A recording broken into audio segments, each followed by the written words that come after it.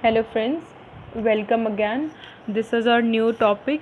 from legal aspect, unit number 9, and the topic is RTI Act 2005.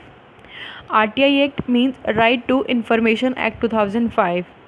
ठीक है, तो जो हमारा RTI एक्ट है उसका हमें बेसिकली हमें ये पता होना चाहिए कि जब कोई भी एक्ट है हमारा वो क्यों मतलब कमेंसमेंट में आता है, क्या उसकी नीड्स होती हैं, क्या रिक्वायरमेंट होती हैं, तो वो बात हमें पता होनी चाहिए। तो जो हमारा राइट टू इन्फॉर्मेशन एक्ट है इसका बेसिक और इम्पॉर्टेंट पर्पज़ था कि जो गवर्नमेंट और जो जनरल पब्लिक है उसके बीच में एक ट्रांसपेरेंसी मतलब क्रिएट करना, कि जो गवर्नमेंट के बिजनेस है, गवर्नमेंट की जो एजेंसीज़ हैं, गवर्नमेंट को डिपार्टमेंट है, वहाँ से जो इन्फॉर्मेशन होती है वो जनरल पब्लिक के नॉलेज में हो। और ऐसा नहीं है कि मतलब वेरियस टाइप की इन्फॉर्मेशन होती हैं गवर्नमेंट डिपार्टमेंट में, तो हर टाइप की इन्फॉर्मेशन जनरल पब्लिक के लिए नहीं होंगे अवेलेबल। कुछ ऐसे सेक्टर्स हैं जो नहीं मतलब अवेलेबल होंगे जनरल पब्लिक के लिए, और कुछ ऐसे फैक्टर हैं और इन्फॉर्मेशन है जो कि जनरल पब्लिक के नॉलेज में आना ज़रूरी होता है। तो बहुत सारी ऐसी जो स्कीम्स हैं, जो गवर्नमेंट जो स्कीम्स हैं उनको इम्प्लीमेंट करती है तो वो पब्लिक के ऊपर करती है। तो पब्लिक का ये जानने का राइट होता है कि वो जो एक्सपेंडिचर हैं और वो जो मतलब जो फंड्स हैं या जो एक्सपेंडिचर उनके ऊपर किया गया है तो वो कहाँ से और मतलब क्या उनका सोर्स था और कहाँ पर उनको एक्सपेंड किया गया है और किस किस सेक्टर में एक्सपेंड किया गया। तो ये छोटी छोटी ऐसी मतलब चीज़ें होती हैं जो जनरल पब्लिक को जानने की मतलब वो उनको रिक्वायरमेंट होती है, और वो जानना भी चाहते हैं अपनी नॉलेज शेक के लिए या फिर किसी और पर्पज़ के लिए। तो ये उनका राइट होता है। तो बेसिक एम क्या था कि आरटीआई एक्ट का, कि जो गवर्नमेंट है और जो हमारी जनरल पब्लिक है उसके बीच में क्या है, एक ट्रांसपेरेंसी क्रिएट करना। ठीक है, तो देखो सबसे पहले मैं आपको एक छोटी सी एक इन्फॉर्मेशन दे दूं कि जो जब भी हमारा कोई एक्ट है, वो जब एक्ट हमारा आता है तो उसका एक प्रोसेस होता है। ठीक है, यहाँ पर मैंने वैसे जो इम्पॉर्टेंट चीज़ें हैं उनको मैंने एक टेबुलर फॉर्म में आपके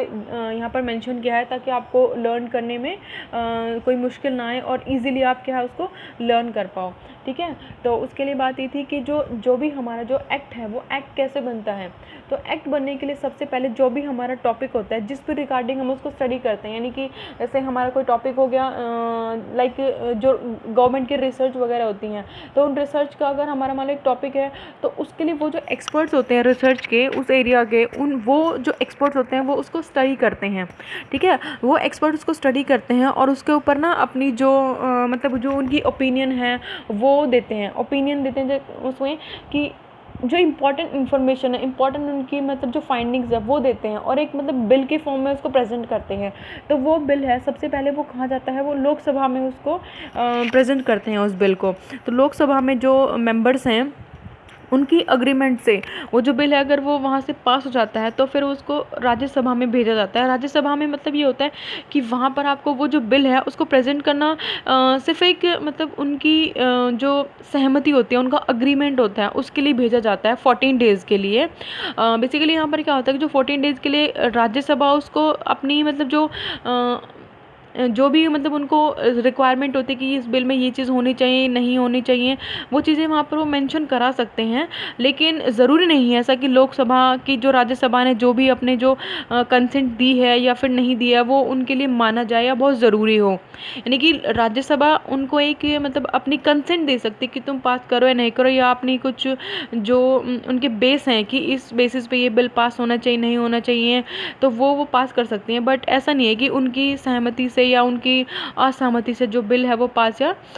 फेल हो जाएगा वहाँ पर। ठीक है, फिर वहाँ पर बिल पास होने के बाद लोकसभा से राज्यसभा से आने के बाद बिल वापस लोकसभा में जाता है और फिर उस बिल को हम लोकसभा से कहाँ पर सेंड करते हैं, प्रेसिडेंट के पास, उसकी कंसेंट के लिए, उनके सिग्नेचर के लिए। तो फिर जब प्रेसिडेंट अपने सिग्नेचर कर देता है उस बिल पे तो फिर फाइनली उस बिल को क्या जाता है कि ऑफिशियल जो गैजेट्स होते हैं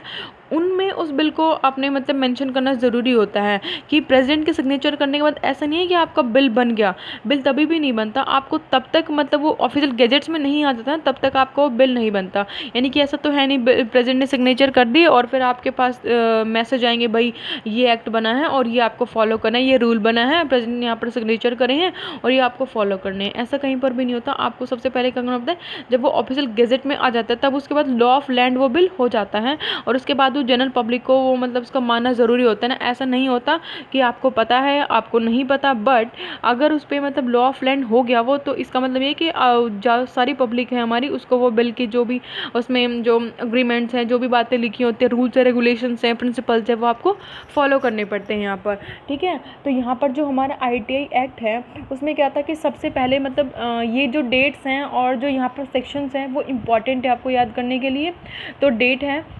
इसमें देखो 11 मई 2005 को सबसे पहले, ये सिर्फ आपके नॉलेज शेक के लिए ये वाली जो चीज़ें हैं ये आपको यहाँ पर ये इंपॉर्टेंट है कि जो आपका इफेक्ट में आया था ना जो RTI एक्ट, वो आपको याद करना यहाँ पे ज़रूरी है। ठीक है, तो 11 मई को आपका लोकसभा में इस बिल को प्रेजेंट किया गया था। फिर इसको 12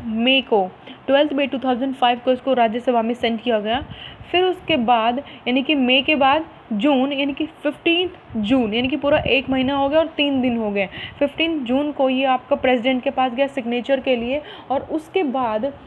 फिर आपका ये 12 अक्टूबर 2005 को आपका ये जो इफेक्ट में आ जाता है। ठीक है, यानी कि यहाँ से ये जो एक्ट है आपका काम करना शुरू कर देता है। अब देखो इंपॉर्टेंट बात यहाँ पर ये है कि जो ये whole of India except Jammu and Kashmir due to article 370, कि पहले जब आपका क्या था आर्टिकल 370 था, तो उसकी वजह से जो भी आपके एक्ट एप्लीकेबल होते थे ना वो पूरे मोस्टली ऐसे एक्ट है हमारे जो पूरे इंडिया में एप्लीकेबल होते थे, बट वो जम्मू एंड कश्मीर में नहीं होते थे क्योंकि आर्टिकल 370 की वजह से। लेकिन अब क्या गया है कि अब वो जो आर्टिकल 370 को अबॉलिश कर दिया गया है। ठीक है,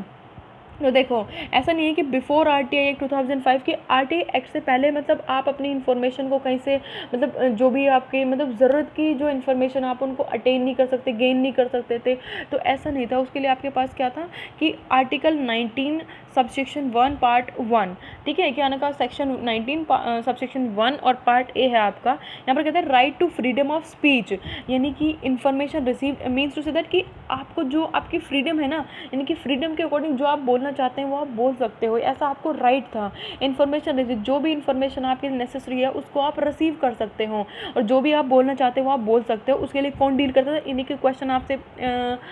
अगर चाहे तो पूछ सकते हैं कि RTI एक्ट से पहले,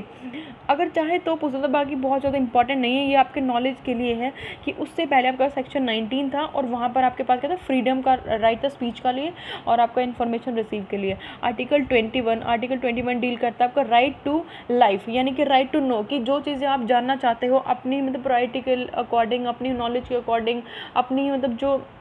नीड है उसके अकॉर्डिंग आपको उनको इन्फॉर्मेशन को जानने का राइट है, यानी कि राइट टू लाइफ, आपको जीने का अधिकार है, आप अपने अकॉर्डिंग अपनी लाइफ को जी सकते हो। ठीक है, तो यहाँ पे इंपॉर्टेंट चीज़ें हैं, ये इसमें कुछ 5 सेक्शन हैं, ये आपके लिए इंपॉर्टेंट है और पेपर में डायरेक्ट क्वेश्चन यहाँ से अकर होने के चांसेस 100% है। तो यहाँ पर आपको अपने जो सेक्शन है वो अच्छे से लर्न कर लेना है। ठीक है, तो सेक्शन 3 है, सबसे पहले सेक्शन 3 है वो डील करता है राइट टू होम, किस मतलब इसमें जो आपकी इन्फॉर्मेशन है, मान लो आपने इन्फॉर्मेशन अटेन करने, तो ऐसा तो है नहीं कि आपने भाई ऑफिस में अपना लेटर छोड़ा और इन्फॉर्मेशन आपके पास आ गई। मतलब कोई ऐसा पर्सन होगा जो आपकी इन्फॉर्मेशन जो आप जानना चाह रहे हो, कोई क्वेश्चन आपकी क्वेरी है उसको रिजॉल्व करेगा। ठीक है, यानी कि राइट टू होम, कि किसको आपने मतलब किसके थ्रू आप जानोगे उस चीज़ को, यानी कि जो इन्फॉर्मेशन आपकी जो क्वेरी है वो कौन सॉल्व करेगा आपके। ठीक है, तो आपने राइट टू होम कि सबसे पहले आप कहाँ जाओगे कि जिससे आपको इन्फॉर्मेशन जाननी है, होम कि सबसे पहले आप गए हो उसके पास। ठीक है, तो 3 में आप सबसे पहले मतलब याद करने के मतलब तरीका बना लो कि सबसे पहले 3 में आपने जाना है राइट टू होम, किसके पास आप गए। फिर देखो ऑफिशियल अंडर RTI सेक्शन 5 कि कौन कौन से ऑफिशियल RTI के सेक्शन में आते हैं। तो इसमें मतलब जो जिन के थ्रू आप जानोगे, मतलब जो मेन अथॉरिटीज़ होंगे, जो मेन ऑफिसर्स होंगे वहाँ पे इंफॉर्मेशन देने के लिए आपको। ठीक है, फिर आपका सेक्शन 6 है, वो क्या कहते हैं मैनर ऑफ फाइलिंग एप्लीकेशन, कि आपने किस तरह से एप्लीकेशन फ़ाइल करनी है। यानी कि जब भी मान लो जैसे आप देखो स्कूल में आप होते थे तो आपका जो एप्लीकेशन लिखने का पर्टिकुलर फॉर्मेट होता था, तो यहाँ पर भी सेम वही चीज़ है कि आपका ना एक पर्टिकुलर फॉर्मेट होता है कि उस फॉर्मेट में आपको वो एप्लीकेशन लिखनी है, और वो एप्लीकेशन लिखने के बाद आपको कहते हैं वो सबमिट करानी होती है। फिर आप जिसको आप सबमिट करोगे उसको सबमिट करोगे आप। ठीक है, फिर आपका सेक्शन 7 आता है डिस्पोजल ऑफ रिक्वेस्ट, कि आपने अपनी जो रिक्वेस्ट है वो कहाँ डिस्पोज ऑफ करनी है,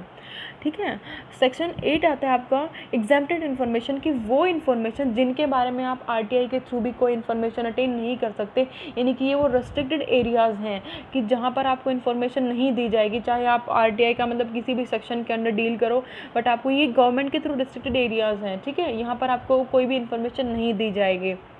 ठीक है। तो ये आपका एक बेसिक वीडियो है, इसका पार्ट 2 मैं अभी अपलोड करती हूँ, तो उसको भी देखिए आप।